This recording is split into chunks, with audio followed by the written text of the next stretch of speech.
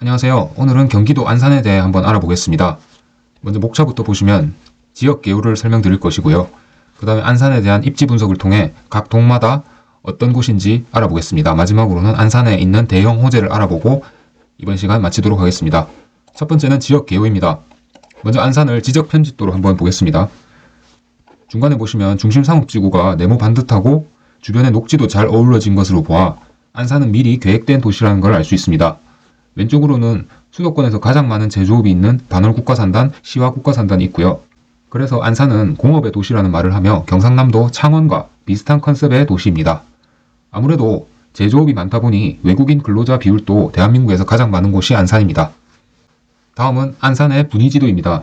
분위지도란 아파트 가격별로 색깔을 다르게 표시하여 어디가 비싼 아파트가 몰려있는지 쉽게 볼 수 있는 지도입니다. 파란색이 가장 비싼 아파트고요. 그 다음이 빨간색, 그 다음이 노란색, 회색입니다. 지도를 보시면 초지역 주변에 파란색 아파트가 몰려있는 모습이고요. 그 다음 중앙역을 중심으로 위아래로 비싼 아파트들이 몰려있는 모습입니다. 분위지도만 봤을 때는 이곳들에 대장 아파트가 있을 확률이 높겠네요. 네, 그래서 23년 작년 한 해 동안 안산시 단원구와 안산시 상록구에 실제 거래된 내역을 보고 어떤 아파트가 가장 비싸게 거래됐는지 한번 보겠습니다. 84 타입을 기준으로 단원구에서는 안산 레이크타운 푸르지오가 9억 9천만 원에 거래가 됐고요. 그 다음이 힐스테이트 중앙, 안산 센트럴 푸르지오가 2, 3위를 차지했습니다. 1, 2, 3위 모두 중앙역을 중심으로 위아래에 있던 아파트고요. 4위부터는 초지역 주변에 있는 아파트가 모두 순위를 차지했네요. 그 다음 상록구를 보시면 1위가 안산 파크 푸르지오인데 중앙역 주변에 있는 아파트입니다. 네, 그럼 안산의 인구에 대해 한번 알아보겠습니다. 네, 안산은 2011년에 71만 명 인구를 정점을 찍고 계속해서 하락하는 추세입니다. 현재 2023년에는 63만 명으로 많이 줄어든 모습이네요. 네, 그럼 안산시의 전출입 비율을 한번 알아보겠습니다. 안산시의 전출 인구를 먼저 보시면 지역 외 전출과 지역 내 전출이 있습니다. 지역 외 전출은 안산에서 다른 지역으로 이사가는 비율을 말하고요. 지역 내 전출은 안산 안에서 다른 동으로 이사하는 걸 말합니다. 안산 안에서 이사하는 것보다 안산에서 다른 지역으로 가는 비율이 더 높은 걸 알 수 있습니다. 그럼 어디로 안산 인구가 다 빠져나가냐 보니 주변에 있는 화성시와 시흥시로 많이 빠져나가는 모습입니다. 시흥이랑 화성에서 안산으로 들어오는 인구보다 안산에서 시흥과 화성으로 나가는 인구가 더 많다 보니 꾸준하게 안산의 인구가 줄어들고 있는 양상을 보이고 있습니다. 네, 그 다음 안산의 교통을 한번 보겠습니다. 수도권 핵심 일자리인 강남과 여의도 판교를 도착 지점으로 보고 시간을 봤는데요. 세 곳 모두 1시간 이상 걸리는 것을 볼 수 있습니다. 실제 집에서 출발하면 조금 더 걸리겠네요. 안산의 교통은 현재까지 수도권 핵심 일자리로 가기에는 불편한 모습입니다. 그렇지만 안산은 아까 설명드렸다시피 수도권 최대 제조업 지역이다 보니 강남 판교에 직장이 있는 분들보다는 안산 지역 내에 일자리가 있는 분들이 훨씬 많이 거주하고 있습니다. 현재는 수도권 핵심 일자리로 가기에 아쉬운 교통이지만 앞으로 안산의 큰 호재인 신안산선이 들어오면 교통의 불편이 많이 해소되겠네요. 그 다음 안산의 학군을 보겠습니다. 안산을 보고 학군지라고 하는 분들은 없잖아요. 그런데 인식에 비해 생각보다 특목고 진학률과 학업 성취도가 높은 모습입니다. 주로 중앙역을 중심으로 아래에 있는 고잔동이 안산에서 제일 학군이 좋은 곳입니다. 학원가도 제법 보이는데요.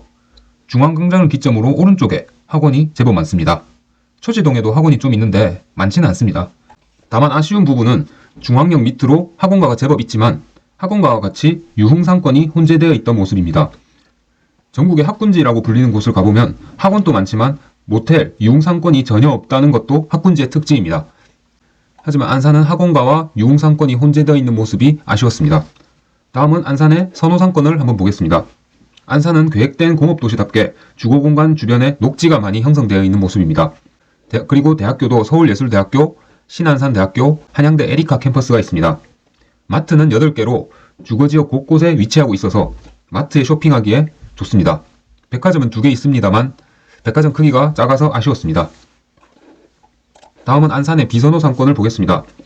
안산에는 비선호 상권이 곳곳에 퍼져 있는 모습입니다. 중앙역 주변에 제일 많고요. 삼부역 주변에도 많은 모습입니다. 지금까지 안산의 지역 개요를 설명드렸습니다. 그럼 이제 안산이라는 도시를 동별로 나누어서 입지 분석을 한번 해보겠습니다. 먼저 1그룹은 고잔동, 성포동입니다. 중앙역을 기점으로 위에 있는 동네입니다. 대장단지는 중앙역을 도보 3분 만에 이용할 수 있고 신축 아파트인 힐스테이트 중앙과 안산 센트럴 푸르지오가 있습니다. 두 곳 모두 8억 중반의 호가가 나와 있는 모습입니다. 아까 전에 상록구에서 23년 가장 비싸게 거래된 아파트 안산 푸르지오, 안산 파크 푸르지오도 여기 있습니다. 마트와 백화점이 도덕권에 있어서 편리하고 초역세권이라서 교통이 편리하지만 중앙역 아래에 있는 고잔동에 비해 학군이 아쉬운 동네입니다. 다음은 2그룹 초지역 주변입니다. 여기는 다른 분들도 많이 언급하는 곳이라 생각합니다. 왜냐하면 향후 몇 년 뒤에는 지하철이 5개나 깔린다 하여 편타 역세권이라고 유명한 곳입니다. 현재는 서해선, 수인분당선, 4호선 3가지가 있지만 향후 KTX역과 신안산선까지 들어오면 총 5개가 됩니다. 이곳의 아파트 가격은 초지역과 가까울수록 비싸집니다. 그래서 가장 비싼 아파트는 여기 있는 초지역 푸르지오 메트로이며 평당 2,700만원을 넘었습니다. 이곳은 펜타 역세권에 대한 기대로 호재가 이미 선반영되었다고 생각합니다. 그리고 안산역 주변은 외국인 거주지역이라 외국인 전용 고시텔, 외국인 간판 음식점 등이 많고 외국인들이 많이 거주하여 선호도가 떨어져 보였습니다. 위로 가면 선부역이 보이는데요. 주변은 낡은 구도심에 구축 아파트가 둘러싸여 있습니다. 하지만 이 구축 아파트들이 향후 신축으로 바뀌면 선부역을 중심으로 멋지게 형성되겠네요. 가격도 선부역 주변에 있는 신축의 대단지인 안산 라프라모는 신축 대단지임에도 불구하고 초지역 푸르지오 메트로에 비해 가격이 합리적으로 느껴집니다. 다음은 중앙역을 기점으로 아래에 있는 고잔동입니다. 안산에서 학원가가 가장 많으며 마트, 백화점도 도보권으로 이용할 수 있는 곳입니다. 다만 유흥상권이 많이 혼재되어 있어서 아쉬웠습니다. 제가 안산을 가보고 느낀 점은 중앙역을 기점으로 아래에 있는 곳은 중년들을 위한 노래방, 마사지 등의 유흥상권이 많았고 중앙역을 기점으로 위쪽으로는 로데오 거리라 해서 젊은 유동인구를 위한 상권이 많아 보였습니다. 이곳의 대장 아파트는 안산 레이크타운 푸르지오이며 현재는 교통이 안 좋지만 곧 개통될 신안산선이 들어오면 초역세권이 됩니다. 열심히 신안산선을 공사 중인 모습입니다. 여기 계신 분들은 이렇게 공사를 매일 하는 걸 보면서 기대감이 크겠네요. 초지역 주변은 지하철이 가까운 건 좋은데 지하철 말고는 아직 상권이 부족했습니다. 그러나 이곳 고잔동은 학원도 많고 상권도 많아서 아이를 키우는 부모들은 이곳을 우선적으로 본다고 하더라고요. 다음은 사동입니다. 한양대 에리카 캠퍼스를 중간에 두고 왼쪽, 오른쪽 동네인데요. 오른쪽 동네부터 설명드리면 이곳은 전형적인 구도심 느낌이었습니다. 이곳은 신안산선을 타려면 한대암역이나 상록수역에서 갈아타는 방법밖에 없습니다. 다만 상록수역에 향후 GTX-C가 들어오면 푸른 마을 5단지는 도보로 15분 정도 걸어서 GTX-C를 이용할 수 있겠네요. 다음은 왼쪽 사동에 대해 말씀드리면 이곳의 장점과 단점을 나누어 설명드리겠습니다. 장점은 안산에서 보기 힘든 유흥상권이 없는 곳이라 조용합니다. 살기에도 쾌적해 보였습니다. 그리고 두 번째 장점은 신안산선 초역세권이다. 반면에 단점은 조용한 만큼 상권이 부족했습니다. 하지만 상권이 부족하긴 하지만 주변에 도보로 이용할 수 있는 이마트, 고잔동 상권이 있어서 크게 단점이라고 생각은 안 했습니다. 신안산선 호재에 힘입어 안산 푸르지오 6차는 하락 후 빠르게 반등하여 전고점에 가깝게 회복했습니다. 호재가 선반영되었다고 생각합니다. 반면 실거주 가치를 반영하는 전세 가격은 2억 6천으로 현재는 교통이 불편하다는 점이 반영되었습니다. 다음은 초지동입니다. 이곳은 전형적인 구축 주공 아파트들이 모여있는 곳으로 구도심답게 학원가도 곳곳에 보이고 상권도 제법 있습니다. 이마트도 있고요. 다만 몇몇 단지는 지하철과 멀어서 교통이 불편한데요.